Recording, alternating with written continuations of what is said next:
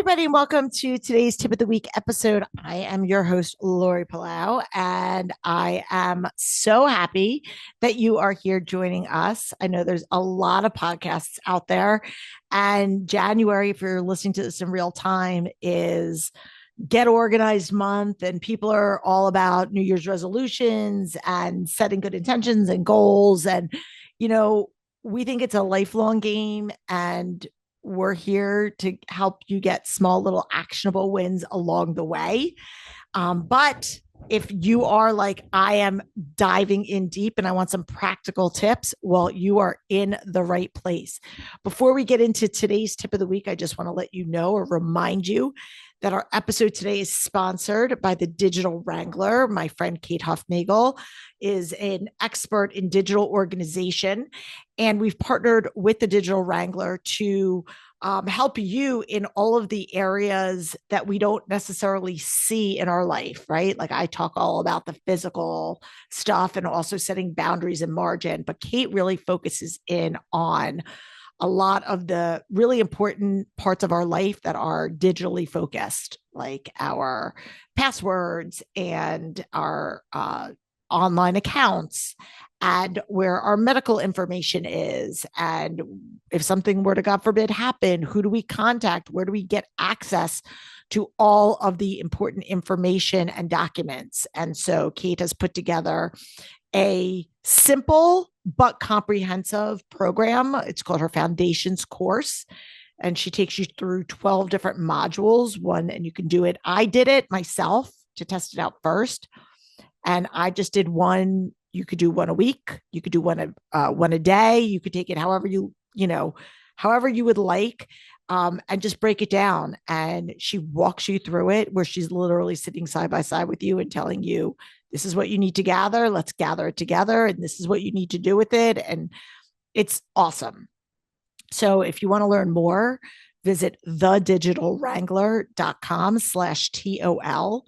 And we're here to help you in all the important areas of your life, whether it's the stuff that you see in front of us or the stuff behind the scenes. So check that out. Now, if you were with us last week for our tip of the week episode, I said we're going to be using at least the first 3 weeks of January to talk about New Year's resolutions for each of the different Enneagram types. And last week, if you didn't listen to it, go back and listen to it. We talked about our Enneagrams.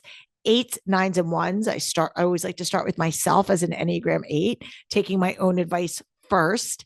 And I also like to group it that way because I'm intentionally giving you systems and strategies or tips for the types that share the same dominant center. What is the dominant center? Well, we all make decisions one of 3 ways: through thoughts, feelings, and action. And each of the Enneagram type is stronger in one of those areas. One of them, each Enneagram type either uses logic and analytics for making decisions, they use emotion for making decisions, or they use action and intuition for making decisions. Now, it doesn't say one is better than the other. And we all use all 3, but not in a balanced way. And so without that awareness, we're going to go to our natural default. And so my goal is to help teach you about the awareness piece so that you are aware of which center you're using the most, and in turn can also counterbalance that with which center you're using the least, so that you can be more organized and less cluttered and less controlling and all of the things as we set to embark on making 2025 a great year. And so today we're going to talk about our feeling centered triad group, which are our Enneagrams 2s, 3s, and 4s. Now, our Enneagram 2s are known as the helper. And again, their unconscious motivation, which is what determines your Enneagram type, is that their worth is tied to being needed. That's what their purpose in life is, which is, of course, not accurate, but that is how they see the world. And so they are very other focused. So their decisions are made on how they think it's going to impact other people at all times. And so what that means in the world of organization and clutter is oftentimes our Enneagram twos will struggle with letting go of things because they're always concerned about how that decision is going to impact other people. So they will hold on to, things like, high chairs, even though their kids are grown, or artwork, or a gift that somebody gave them because they feel badly about hurting somebody else's feelings, even though they don't really like it or won't use it. And so the resolution that I would say, or the goal for Enneagram twos, are to, again, pick one area where you feel that you become resentful, right? Because what happens is, with a lot of times with Enneagram twos, is they become martyrs because they do all these things with trying to, support other people, but it comes to the detriment of their own happiness. And we don't want that, right? We want people to do and give selflessly, not so that they can get something in return or that they feel unappreciated. So I want you to look at your life, and especially when it comes through the lens of clutter and organization. And I want you to think about one area that you continually fall into the same pattern. Maybe it's you're always volunteering at your kid's school, even when you don't have time. Or maybe you are always the mom that's the first one to raise your hand to volunteer for, car pickup or whatever, even though you really have other things that you need to do. So look at one area that you feel like you're always jumping in and then going to yourself, oh, why did I do that? And I want you to wait. I want you to practice the patience of not being the first one to jump in for the sign up. Now, I believe in service. I believe in helping other people. I'm a doer by nature. And so I'm always jumping in. So this is a challenge for me. I remember when we went to a new church, we had just started going to the church, and the pastor was looking for people to help kind of lead some groups. And he was like, anybody that wants to volunteer, come see me after church. And Josh literally turned to me and was like, you need to not go to that meeting, like, right away. We just got here. Sit in a minute before you jump in with both feet. And he was right. Like, I just needed to sit in it. But my knee jerk reaction would have been, oh, let me go in. Let me volunteer for this. Let me do this. And that's also a very two trait. Even though your lead center is emotion, you then go into doing, and it's emotionally charged. So I want you to actually practice that pause, and that's hard for the twos. Now, your threes are your achievers. That happens to be my husband, Josh. And the threes unconscious motivation, it's all about performance and image. And threes, I really think one of the three goals should be intentionality. Threes do things very efficiently, but it's always, I shouldn't say always, it's oftentimes done through the lens of what is the shortest distance between 2 points. And what happens is, when it comes to relationships and it comes to clutter and organization, they oftentimes will not factor in like how their decisions impact other people, or is this really the most strategic decision for everybody? Let me give you a practical example. A three will come in and start putting stuff away without even being asked, but not tell anybody where anything is, because they see a mess and they want to fix it.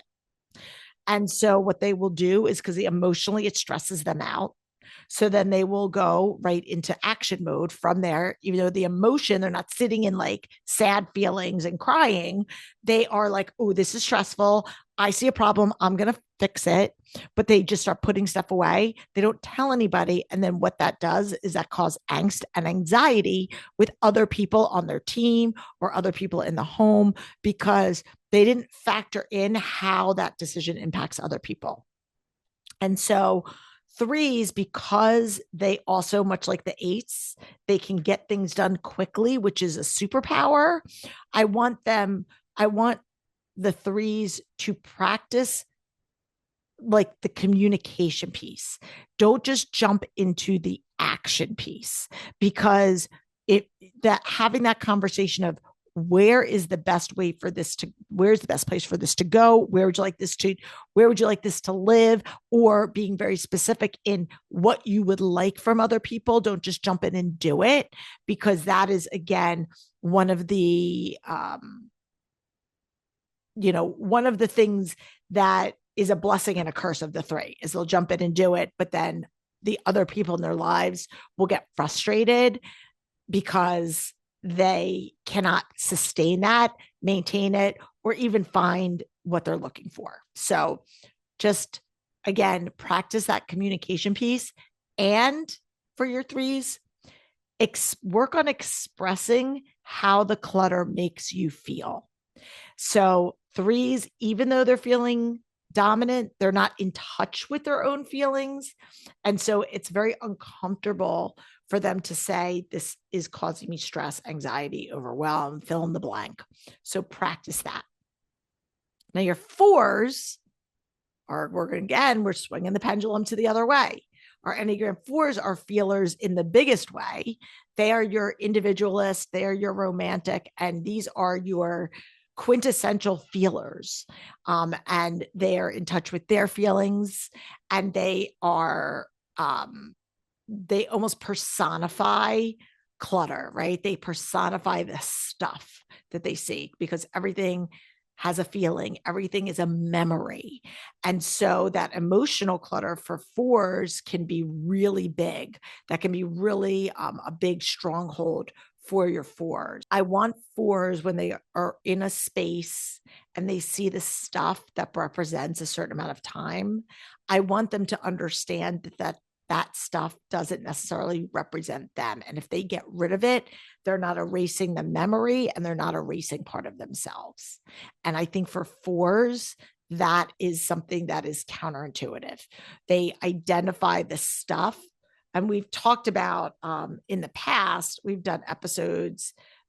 If you were listening to about our wrap-up episodes, our best of episodes, Dawn Matson was on from the Minimal Mom, and she was talking all about identity clutter. And I don't want to say that fours are the only people to struggle with identity clutter, but I do think that they are one of the types that is predisposed to really having identity clutter, which is looking at this stuff represents who I am. And so for our fours, I really want you to practice that the stuff isn't part of you. And if you have to get an outside person to help you with giving you that, and I'm air quoting, permission to get rid of something, and and recognizing that getting rid of the thing doesn't erase the memory or erase who you are. So that's the resolution for your fours. All right, guys. Next week, next Monday, we're going to wrap up this little New Year's resolution mini series with our fives, sixes, and sevens, who are our thinkers. And so that will be super fun.